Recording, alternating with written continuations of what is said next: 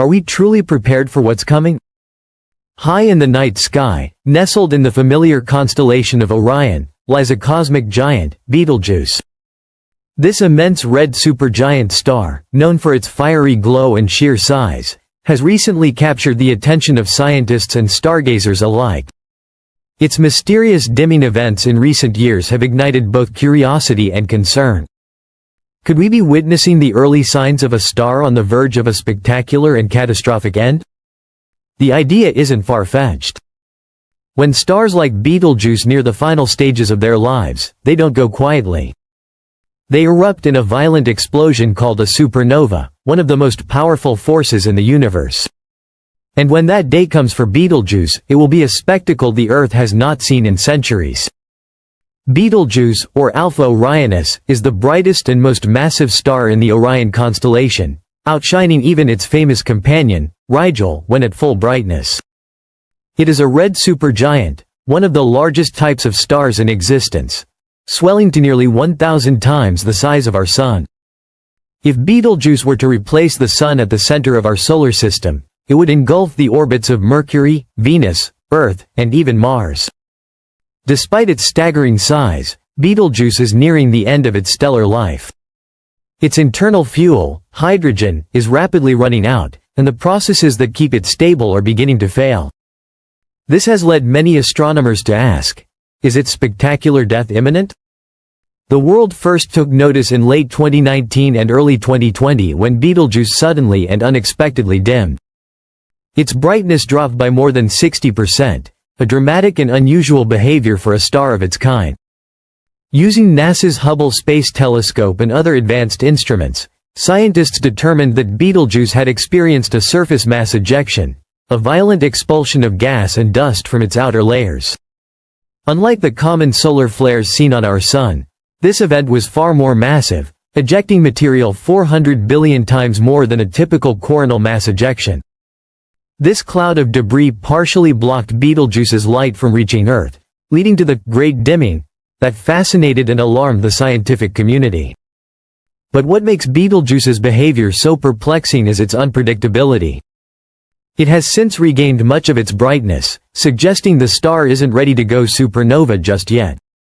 However, it seems to be entering a quieter, less active phase, an eerie calm that could precede a cosmic storm. The exact timeline remains a mystery. A supernova might not occur for thousands or even hundreds of thousands of years, or it could happen within our lifetime. In cosmic terms, both are a blink of an eye. Determining Betelgeuse's distance from Earth has proven difficult. Most estimates place it at around 724 light-years away, but due to its pulsating nature and massive size, pinpointing an exact figure is complicated. Still, this distance is comforting. While 724 light-years is relatively close in astronomical terms, it is far enough that an eventual supernova should not pose a direct threat to life on Earth. But the key word here is should. When a massive star like Betelgeuse goes supernova, it releases more energy in a few seconds than our Sun will produce in its entire 10 billion-year lifetime. The light from the explosion will reach Earth first, an astonishing burst brighter than a full moon, visible even during the day. For several weeks, it could rival the Sun in brightness and be visible in broad daylight. It would cast shadows at night and become a dominant fixture in the sky for months. For skywatchers, it will be the event of a lifetime, something not seen since 1604, when Kepler's supernova lit up the night sky. But while the visual display is awe-inspiring, the real danger lies in the invisible aftermath. A supernova emits dangerous X-rays and gamma rays, high-energy forms of radiation capable of damaging planetary atmospheres. The most immediate threat would be to Earth's ozone layer, the thin shield that protects life from the Sun's harmful ultraviolet rays. If enough radiation reaches us, it could strip away part of this layer, exposing the biosphere to potentially harmful UV levels. This, however, is considered unlikely in Betelgeuse's case due to its distance. Yet, radiation isn't the only risk. Cosmic rays, highly energetic subatomic particles, are another long-term consequence of supernovae. These particles travel across space at nearly the speed of light, sometimes taking thousands or even millions of years to arrive. Once they reach a planet, they can penetrate its magnetic field and atmosphere, contributing to increased mutation rates and possibly even triggering mass extinctions. There is evidence suggesting that past supernovae may have impacted Earth in this way. Deposits of iron-60, a radioactive isotope produced in supernovae, have been found in ocean floor sediments and on the Moon, indicating Earth may have been brushed by such events in the last few million years. And if that weren't enough, there's a rare and even more dangerous type of supernova to consider. When a star is surrounded by a dense disk of gas and dust, the shockwave from the supernova can heat this disk to extreme temperatures, generating intense X-ray radiation that can persist for months or even years. This type of X-ray supernova could degrade a planet's ozone layer by up to 50%, leading to devastating biological consequences. Fortunately, there is no known candidate of this type near Earth at present, but its potential existence has made scientists rethink the boundaries of the galactic habitable zone, the region in a galaxy where life is most likely to survive. Traditionally, this zone was thought to include much of the Milky Way's inner and middle regions.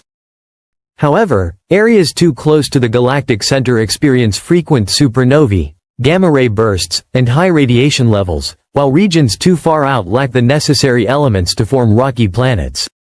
This new research suggests that the safest zones for life are narrower than once believed, sandwiched between extremes of violent radiation and elemental scarcity. So, what exactly would a Beetlejuice supernova look like from Earth? Astronomers predict it would be one of the most brilliant events in human history. For more than 3 months, it would shine with a luminosity similar to that of the half-moon, yet all that brilliance would be concentrated in a single pinpoint of light. At its peak, it would cast visible shadows even in darkness and draw eyes upward from every corner of the globe. After that, the brightness would gradually fade, but the supernova remnant would remain visible to the naked eye for years. It would become a prominent new object in our skies, a constant reminder of the powerful forces at work in our universe. Despite its terrifying energy output, the Beetlejuice supernova would, in all likelihood, leave Earth's biosphere untouched. It will not trigger mass extinctions, nor will it wipe out civilization. But it will mark a rare and monumental astronomical event, offering scientists an unparalleled opportunity to study the death of a massive star in real time. For the rest of us, it will be a breathtaking reminder of the ever-changing cosmos we inhabit, a front-row seat to the universe in action. So while we may not need to brace for impact, we should be ready for wonder. Beetlejuice's eventual explosion won't spell the end for Earth, but it will mark the end of a star that has burned brightly for millions of years. Its final act will light up the cosmos, giving humanity a rare glimpse into the life and death of a celestial giant. If you found this journey through the stars fascinating, don't forget to like, subscribe, and share the wonder with others. Bringing you closer to the secrets of the universe, one celestial story at a time.